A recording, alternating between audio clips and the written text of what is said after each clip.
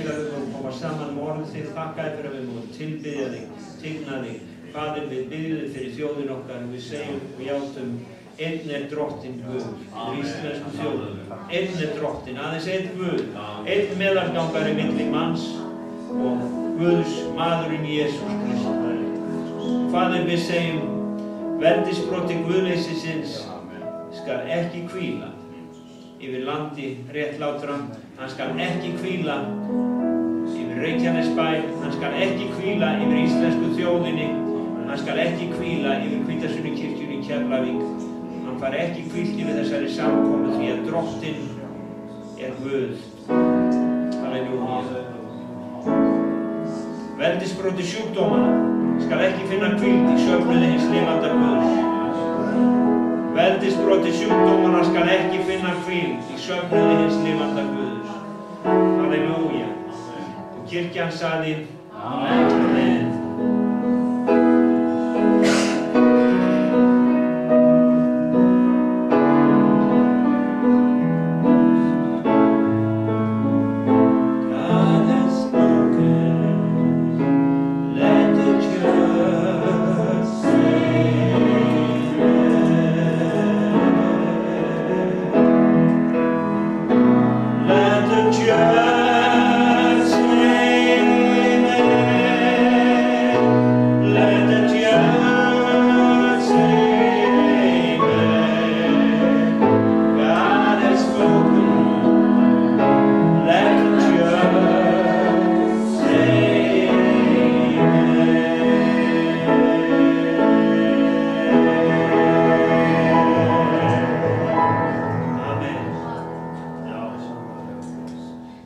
Það er gott að fá að vera í Guðs húsi og tala Guðs orð.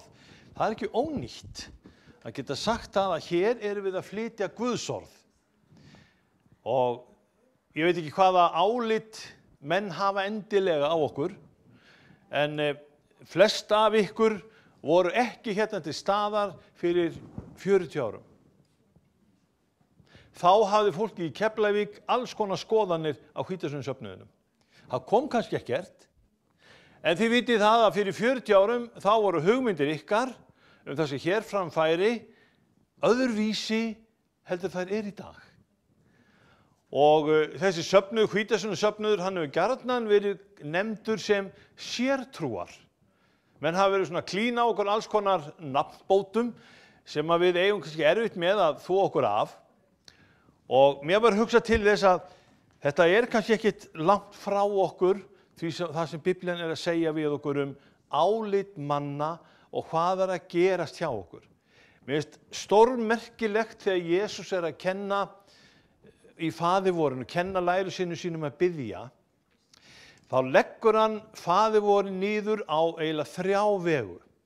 Fyrst það allt sem snýr að Guði. Faðir vor, þú sem ert á himnum, helgist þitt nafn, tilkomið þitt ríki.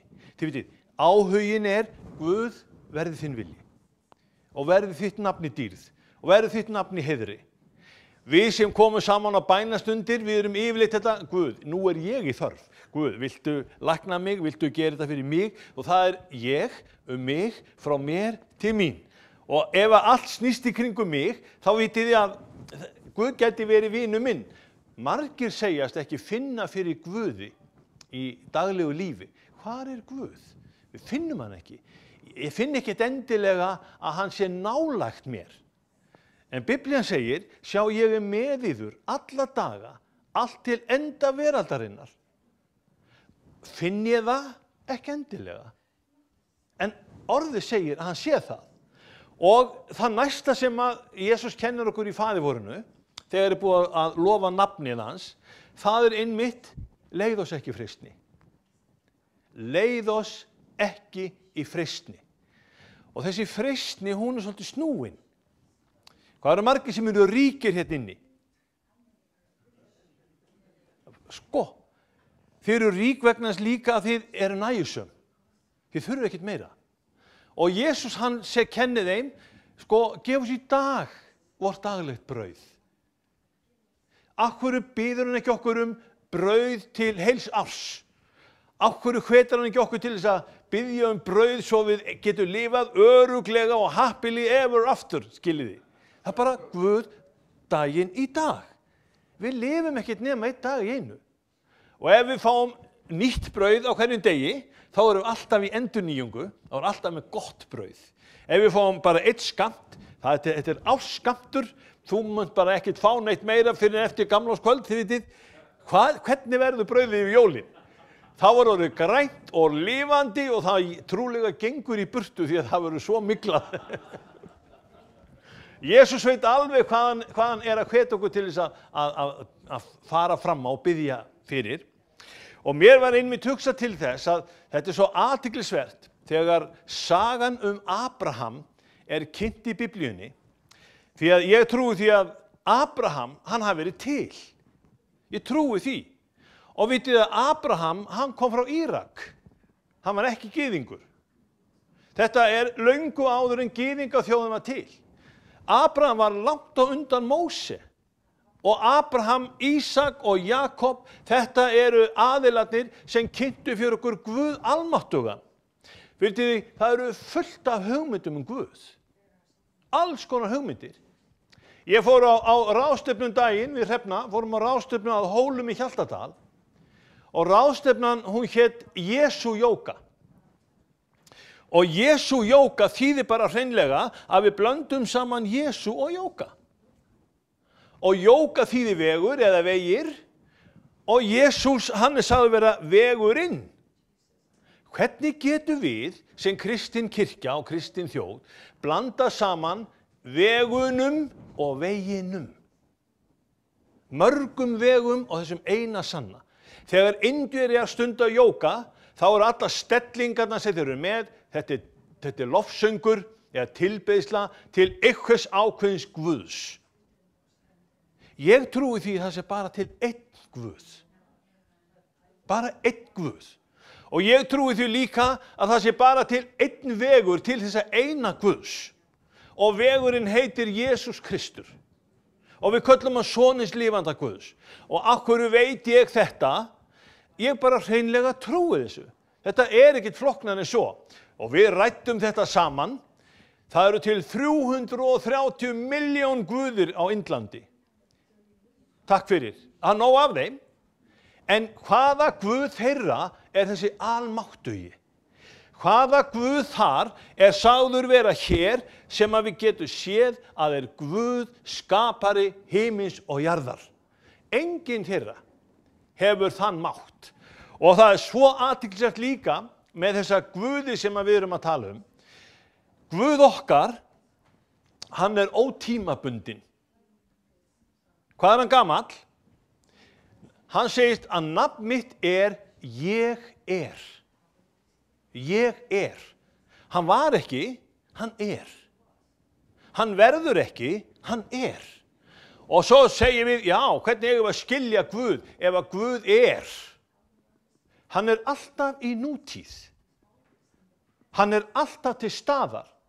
Vitið hvers vegna það Það einfaldlega vegna þess að Guð, hann bjó til tíman fyrir okkur, ekki sig.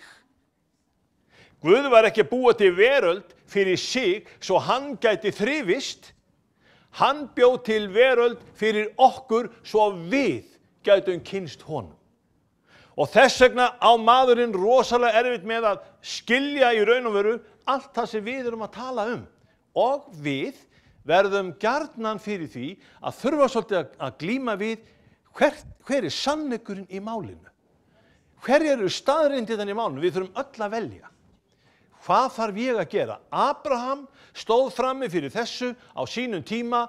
Hvað á ég að gera? Hebreabréfið, það kynnir okkur þessa sögu og sjáu hvað þetta stórmerkilegt. Að í Hebreabréfinu þetta sagt Abraham, 11. kapitúli, til að fara þarna í allavega nokkur vers í 11. kapitúlunum. Fyrir trú hlýddi Abraham, hann var kallaður og fór burt til staðar sem hann átti að fá til eignar. Hann fór burt og vissi ekki hvert leiðin lá. Fyrir trú settist hann að í hinu fyrirheitna landi eins og útlendingur og hafðist við í tjöldum ásamt Ísak og Jakob voru samerfingjar með honum að hinu sama fyrirheiti. Því hann vænti þeirra borgar sem hefur traustan grunn, þeirrar sem Guð smiður að og byggingameistari. Hann sá ekki örugga borg. Hann sá ekki örugt samfélag á sínum tíma. Hann sá ekki að allt væri í lagi allstaðar, hann sá hverfuleikan fyrir sér. Hann sá breytingarnar, hann sá óstöðuleikan, hann sá styrjaldirnar, hann sá allt það sem var í raun og veru mótdrægt lífinu og tilverunni. Og þegar Guð kallaði hann út úr þeim kringumstæðum, þá ætlaði Guð að sanna fyrir honum, ég stöðuleikin í þínu lífi, ég skal standa við mín orð, ég skal láta orð mín vera grunninn að þinni trú. Og það grunnurinn að kristinni trú. Trúin sem Abraham kom með. Trúin sem að þú og ég eigum, að Abraham, hann faðir trúarinnar, sagt í Biblíunni. Og hvers vegna var hann það? Var hann svo öruggur á að hann væri komin í rétta landið? Þið vitið, hann gengur fram í trú. Og sjáu hvað þetta athyglisvert þegar Hebreabréfið segir, fyrir trú settist hann að í hinu fyrirheitna landi eins og útlendingur, hafðist við í tjöldum ásamt Ísak og samerfingjum sínum. Hann fór burt og vissi ekki hvert leiðin lá. Og ef ég færi svona ferðalag með konu minni, að við færum bara í burt og ég vissi hvert leiðin lægi, hvað halda ég fengi átt spurningar, hvert erum við að fara? Hvað tekur við? Hvert erum við að fara? Og hvert söfnuðurinn að fara? Hvert veröldin að fara? Þessi hugsunum kom til mínu daginn, þegar ég sá hérna blaðagreinar, aðeins að fá að fletta blöðum. Hafið séð þetta? Þetta alveg stórmerkileg grein. Time is a truth dead. Sannleikurinn dáinn. Þeir veru spyrjandi yfir því vegna þess að það svo margt að gerast í veröldinni sem við getum varla skilið eða við hendum ekki reiður á. Fjölmiðlarnir að segja þetta, Facebook segir annað, það alls konar fréttir og fréttamiðlar sem eiginlega alveg sama hvort þeir segja satt eða ekki. Þeir bara láta vaða. Og svo getur við heyrt menn og málefni, það verið að tala við okkur deilur og það verið að tala við okkur stríð og glímur og við bara vitum ekki hvað í sanna í málinu. Og þetta nákvæmlega eins og sagt var til dæmis í seinni heimsstyrjöldinni, fyrsti aðilinn sem fellur í stríði, vitið hvað hann heitir? Sannleikurinn. Leið og stríð myndast milli manna, þá deyr sannleikurinn. Því að þú mátt ekki segja alveg satt. Því þá fara allir að sjá hvað, þetta alveg auðvitað galið. Það vitlaustasta sem menn hafa tekið sér fyrir, það efna til styrjalda. Þeir vita hvernig á að byrja, en þeir kunni ekki að stoppa hana. Þetta fer áfram, í þeirri stöðu erum við.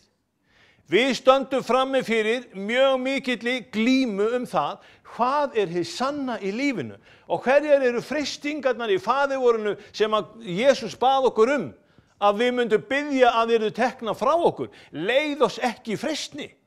Það einmitt vegna þessar blekkingarnar sem eru til í kringum okkur, það eru svo skelfilegar að það veri engin alkohólisti til ef enga blekkingar væru. Því að alkohólismi og fíknir, þetta meir og minna allt saman bundið blekkingum. Hugafarið lýgur að okkur, við ljúgum að hvor öðru, við erum að telja okkur sjálfum trúum að við þolum nú alveg einn, þið vitið. Og menn eru á kafi í þessum blekkingum vegna þess að sannleikurinn, hann á í vök að verjast. Og Jesús Kristur, hann hefur einmitt þessa stöðu líka. Hann á í vök að verjast. Og mér svolítið athyglisvert að kom hérna ritstjóri The Economist, held ég að sé. Og hann fór að tala við Morgunblaðið einmitt þennan vanda, hvað væri erfitt að segja alltaf satt eða vita hver sannleikurinn í hverju máli fyrir sig. Ég skil það mjög vel. Á þeim tíma þegar Jesús Kristur stóð frammi fyrir Pontíusi Pílatusi, þá spurði Pílatus, hvað sannleikur? og hann gat ekki séðan þó að Jesús Kristur væri einmitt boðberi sannleikans, stóð fyrir sannleikan. Það var aldrei neina lygi að finna í munni hans og allt sem að Kristus sagði reyndist satt og rétt og það var hið varanlega. Ég hef svolítið gaman að því að í þýsku þá er sannleikurinn kallað Wahrheit, die Wahrheit. Og á íslensku er þetta mjög nálægt því að vera hið varanlega. Hið varanlega. Sannleikurinn hjá okkur hefur þetta eðli, hann varir. Hann og hann varir.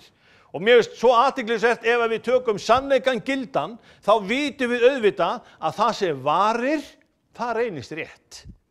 Og heilagur andi, hann kallaður í Jóhannesarguðspjalli 14. kapitula, andi sannleikans. Andinn sem varir, andinn sem með, andinn sem kemur okkur til þess að vita hver munurinn á réttu og röngu. Andinn sem hjálpar okkur til þess að segja, þetta frá Guði fætt, hitt blekking. Og það snýst trúin okkar að við vitum að Jesús Kristur, hann hinn sanni vegur lífsins. Enda hann sannleikurinn. Og sjáu svo annað sem ég ætla að benda ykkur á. Komið með mér í Jóhannesarbréfið, fyrra Jóhannesarbréf, áður en förum til Péturs postula. Þá segir fyrra Jóhannesarbréf þetta: elskið ekki heiminn. Og við erum í þessari veröld og við vitum auðvitað hvernig hún á að vera, en kjarninn í því sem Jóhannes segir, elskið ekki heiminn, ekki heldur þá hluti sem í heiminum eru, sá sem elskar heiminn á ekki sér kærleika til föðurins. Það svolítið athyglisvert. Hvað þá að þessum heimi að við megum ekki elska? Ef að heimurinn kemur fram hjá Time, sem heimurinn sem búinn að missa sannleikanum, eða hjá The Economist, heimurinn sem veit ekki muninn á sannleikanum. Af hverju eigum við þá að elska heiminn? Þetta ekki bara skilaboð til okkar kirkjunnar að við áttum okkur á því hve mikilvægt að við stöndum á hinum rétta grunni? Og þá kemur að þessu sem að Jóhannes segir líka. Því að allt það sem í heiminum, fýsn holdsins, fýsn augnanna, auðafa, oflæti, það ekki frá föðurnum, heldur það frá heiminum. Og heimurinn fyrirferst og fýsn hans, en sá sem gjörir Guðs vilja hverfur að eilífu, eða ekki? Nei, hvernig þetta? Varir að eilífu. Sá sem gjörir Guðs vilja varir að eilífu. Eitthvað samhengi þá í því að sannleikurinn sem Guð gefur og býr í okkur, að við fáum að leyfa honum að óma og hljóma? Eitthvað tengt því að sannleikurinn sem boðið hér í þessu húsi, að hann fái að koma fram og við fáum að gera Jesúm Krist dýrlegan? Ef að við tölum sannleikan hvert við annað, þá von fyrir þetta land. Þá von fyrir okkur mennina. Því að það spurningin hvort að við byggjum líf okkar á sannleika eða blekkingu. Og það okkar að velja. Og stundum rosalega þægilegt að velja blekkinguna. Af því að, ég svo vanur þessu, ég kann alveg á þetta sko, en leið og sannleikur fer að hljóma í okkur, þá getur hann að vera svolítið stingandi, hann ógnar, og bara besta dæmið það hvað sannleikur getur verið stingandi, það var þegar Adam og Eva voru búin að borða af ávextinum, af skilningstrénu. Hvað var það fyrsta sem vaknaði hjá Adam við það að hann hafði borðað af röngum ávexti? Hann fann allt fyrir því að hann var nakinn. Það var eitthvað sem gerðist í honum. Og það akkúrat með þetta þegar við brjótum boð Guðs og lög Guðs, þá vitum við hvað í raun og veru við höfum gert. Við alltaf fá nýja reynslu, við vitum já, þetta bara komið í okkur og þetta bara fylgja okkur. Og sjáu þið, þegar Pétur postuli fer að boða þetta sama orð, og hann gengur sem boðberi sannleikans, vegna þess að hann hafi brugðist sannleikanum. Hann brást Jesú Kristi. Hann sagði alveg hiklaust bara þernur, og þernur voru ekki hátt skrifaðar. Þetta voru sam og þrælar. Hann sagði, nei, ég þekki ekki hennar mann. Ég hef aldrei séð hann, nei. Þú veitir, 3 sinnum. þá afneitaði hann Jesú Kristi áður en hann gól. Svo skrifar hann okkur bréf. Og hann skilar þessu til þín og mín og segir við okkur í seinna Péturs bréfi, það sem að skiptir gríðarlega miklu máli fyrir okkur. Hann segir hyglaust, ekki fylgdu við uppspunnum skröksögum. Ekki fylgdu við sögum sem að heimurinn telur eða segir vera bara blekkingu. Við fylgdum sögum sem reyndust réttar. Við látum ekki sannleikann deyja í höndum okkar, segir hann með öðrum orðum. Svo heldur hann áfram, ekki fylgdu við uppspunnum skröksögum ef við kunngjörðum yður mátt og komu drottins og Jesú Krists, heldur voru við sjónarvottar að hátign hans. Þeir voru sjónarvottar að hátign hans. Þýðið, það heitir á ensku eyewitness. Þetta voru vottarnir. Þeir sáu nákvæmlega hvað hefði gerst. Jafnvel maðurinn sem hafnaði Kristi og þorði ekki að viðurkenna, hann var samt sjónarvottur að hátign hans. Hann hafði reynt þetta svoleiðis að þegar Kristur talaði við hann, þá sagði Jesús við hann, þú munt þrisvar afneita mér áður en haninn galar í dag. Og þetta var bara einn sólarhringur í lífi Péturs. Hvað annað vissi hann? Pétur var líka búinn að segja við hann, þú ert Kristus sonurins lifanda Guðs. Og hvað sagði Jesús þá? Sannarlega hefur Faðirinn opinberað þér þetta. Þetta var fætt fram af heilögum anda í Pétri postula. Var Pétur alveg örugglega réttur þarna? Já, þarna var hann réttur. En hann var ekki endilega ekki endilega varinn svoleiðis að honum gat ekki orðið á, því að bara sama dag virðist vera að þá sagði hann við Jesúm, nei, þetta hendi þig aldrei, Herra. Guð náði þig, þetta máttu aldrei segja. Þá var Jesús að tala krossdauðan sem beið hans. Og Jesús vissi nákvæmlega til hvers hann var kominn og hvert hann var að fara. Hann blekkti þá ekki, hann sagði sannleikann, lærisveinarnir fengu að vita, hann myndi líða og deyja og rísa upp. Og þetta kjarninn í því sem við erum að boða. Og vitið þið, fjórða atriðið sem að við nefnum stundum. Við erum ekki endilega að tala um það alltaf. Jesús, hann leið, hann dó, hann reis upp og hann mun koma aftur. Það fjórða atriðið sem söfnuður stendur frammi fyrir. Og hvað að gerast í þessum tilefnum? Jesús Kristur að koma af því að sannleikurinn að deyja? Þetta eitt af einkennum þess að tími endurkomunar fyrir dyrum, að sannleikandanum honum ýtt út. Páll postuli, hann taldi sig nú líka verið að gera Guði bara góðverk þegar hann ætlaði að útrýma söfnuðinum og drepa Stefán Píslavott. Hann var votturinn, kannski 15-16 ára gamall, þegar hann tók við fötunum. Hann var votturinn af því hverjir hafðu grýtt Stefán Píslavott. Og Stefán, hann sagði bara satt. Og þeir drápu Stefán vegna þess að himinin laukst upp fyrir honum og hann sá Jesúm Krist sitja við hægri hönd föðurins. Og þá sögðu gyðingarnir, hann guðlastar, af því að þá skildu þeir annað en það sem hann var að segja og sjá. Þegar hann sá Jesúm sitja í dýrðarhásætinu á himnum. Af hverju sögðu ekki gyðingarnir, heyrðu, þetta sá Messías sem Móse talaði um. Þetta sá Messías sem að spámennirnir töluðu um. Þetta sá Messías sem okkur var lofað. Af hverju beygðu sig ekki? Af hverju voru þeir í sannleikanum? Jú, Guðs orð átti eftir að fara til þín og mín. Og að þeirra falli þá græddum við. Og ég rosalega þakkláttur fyrir það að við getum kallað gyðinga bræður okkar og við getum kallað alla þjóðir bræður og systur okkar vegna þess að það var Kristur sem sameinar okkur í þetta mannkyn sem hann á og mun koma til þess að bjarga. Og ég trúi því að við eigum inn við þessa stóru og sterku þrá í okkur að við fáum að lifa eilíflega og vera með honum alla tíð og tíma. En hvað mætti síðan Páli postula? Páll, hann segir mjög skemmtilega frá og tala svolítið til Kóruntumanna og sjáu hvað hann fléttar þetta yndislega. Hann var eins og Pétur, hann fylgdi ekki spaklega uppspunnum skröksögum, hann leitaði sannleikans. En í hvaða veröld var hann? Hvað mætti Páli? Sjáu hvernig hann segir við Kóruntumenn. Við skulum fara í 6. kapítul á Kóruntubrefs.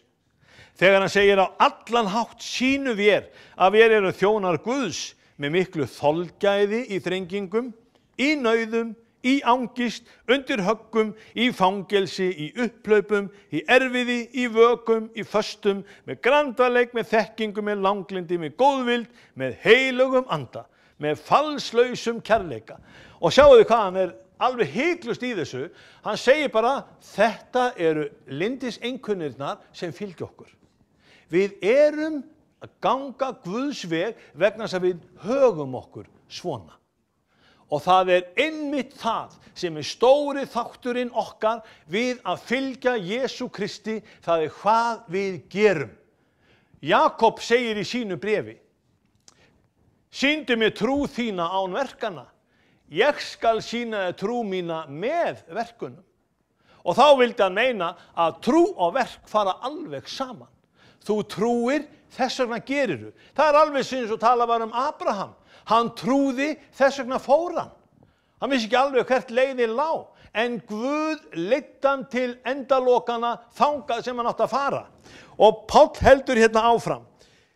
Með grandvaleik, með þekkingu, með langlindi, með góðvild, með heilugum anda, með falslausum kærleika, með sannleiksorði.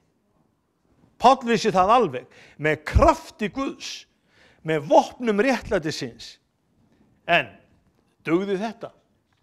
Svo segir hann, við erum álitnir og tekur þarna fyrir álit heimsins. Hvaða álit hefur fólk á þér og mér? Hvað eru við sögð vera? Ég sá í fréttablaðinu í gær grein eftir Óttar Guðmundsson lækni, ég held að hún sé einhvers staðar hérna hjá mér, það sem að ég álitið vera stórhættulegur. Og hann hikar ekki við að nefna mig á nafn vegna þess að honum blöskrar í raun og veru hvað að gerast á Íslandi. Jæja, hún einhvers staðar annars þar.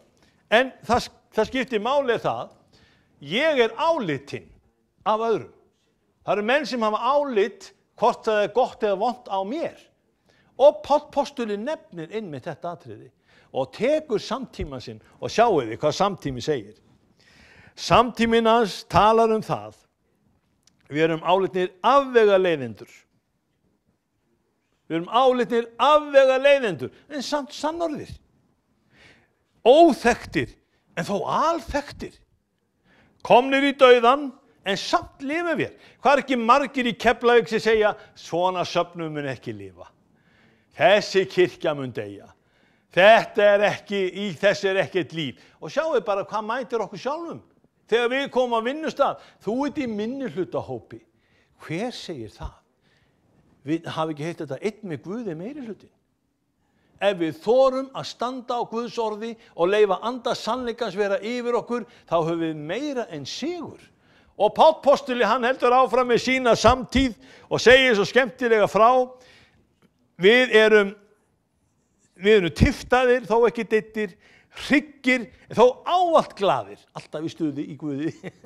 Og svo heldur hann áfram, fátækir en auðgum þó marga, öreigar en eigum þó allt.